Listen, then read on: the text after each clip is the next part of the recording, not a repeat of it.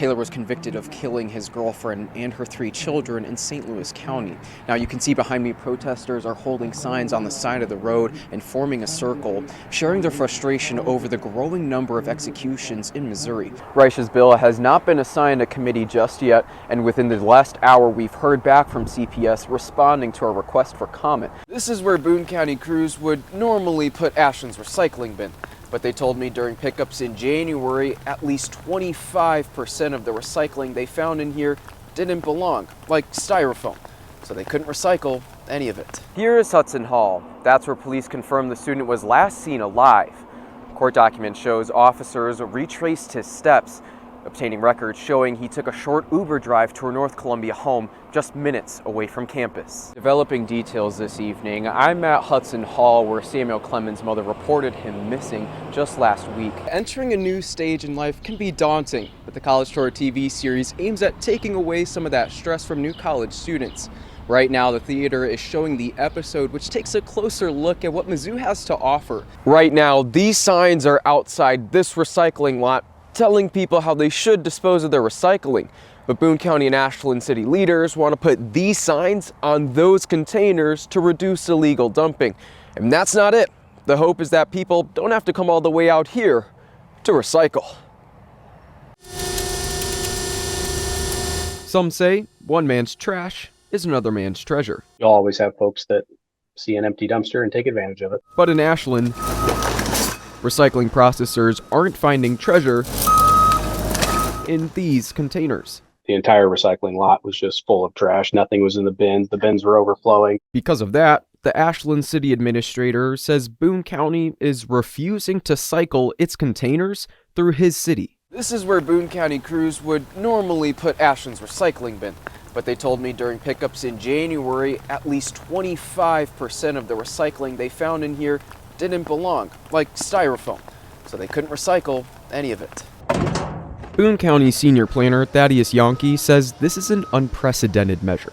We haven't suspended service temporarily for contamination before. Hoping to find a solution, the county suspended its recycling program in Ashland nearly 6 weeks ago. According to Yonke, this is the first time Boone County has initiated a recycling suspension instead of the city. We suspended service in Centralia, but that was different in that they told us that they no longer wanted to have the containers or have the service. Budget reports show the county spent just shy of $120,000 in 2020 on recycling services, and more than 20% of those funds went to Ashland. I know that they don't necessarily have the manpower and the hours to sort through everything. Boone County District 1 Commissioner Justin Aldridge says the county wants to resume services as soon as possible. As a former Ashland resident himself, he says the city has never had curbside recycling pickup. And now, without the county's bin,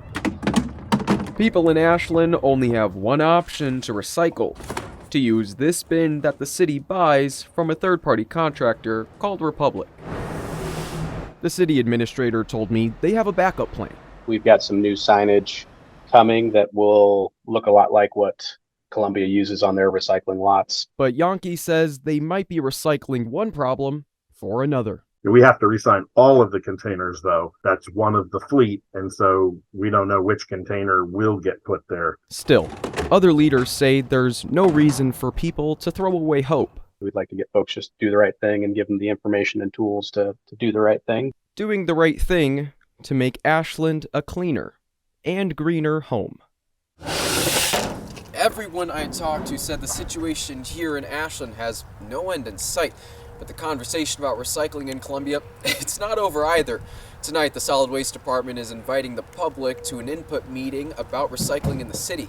It's tonight from 6 to 8 at the Arc. Behind me are just a few cars in a caravan of more than 50 going to Second Baptist Church. It was all a part of the Columbia NAACP Bridge Over Troubled Waters event to commemorate Dr. King's legacy. Today's event was about giving back and coming together as one community.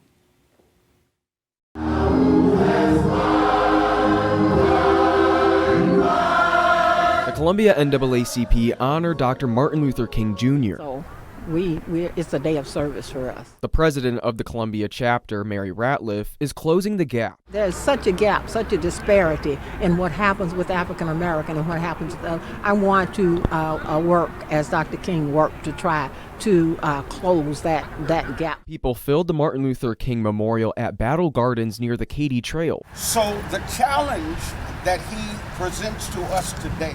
Pastor Russell Freeman of the United Community Cathedral was the keynote speaker at the program, preaching to Mid-Missourians. You and I are responsible for moving our community from chaos. He says the bridge to finding common ground is loving one another. You want to know what your community looks like? Here's a part of it. Look around. All right, come on. After Freeman's speech,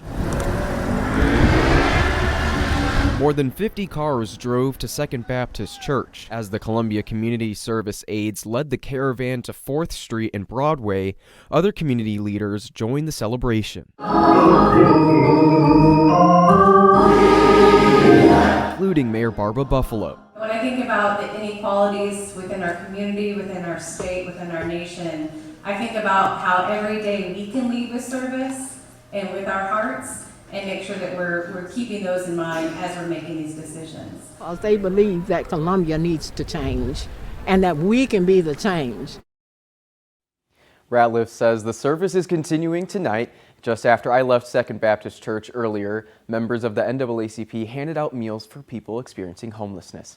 Mid-Missouri movie theaters are taking initiative and bringing inclusive movie formats today. Well, it's very important to us, besides our core values of, cleanliness, value, and customer service, to be able to accommodate, the entire spectrum of our guests. GQT Movies District Manager Noah Peters says guests can sit and enjoy sensory-friendly movies. And the theater lights will stay on, the volume down, and guests can talk and move freely throughout the show. We feel that, this will be able to bring those that wouldn't have been accommodated otherwise into our facilities. One Mid-Missouri parent finds this movie option helpful for her 9-year-old daughter, Rory. And it's a basic human right to be able to go somewhere and have fun. Rory was diagnosed with autism when she was 15 months. With her favorite service dogs in there to calm her down. Cole says she struggles looking for accepting spaces. Every teacher hates these, but fidget spinners. For her daughter to feel safe. A lot of special needs parents or even adults dealing with the issues themselves feel sometimes like they're regulated to home. It's hard to go somewhere and feel like you have to educate everyone. A chance at having confidence and security in public spaces is something Cole says helps those with disabilities grow as people. People don't understand. It's not just a child behavior. It's not just misbehavior. But it's an actual something she can't help. And she says the comfort from the big screens is raising awareness for everyone.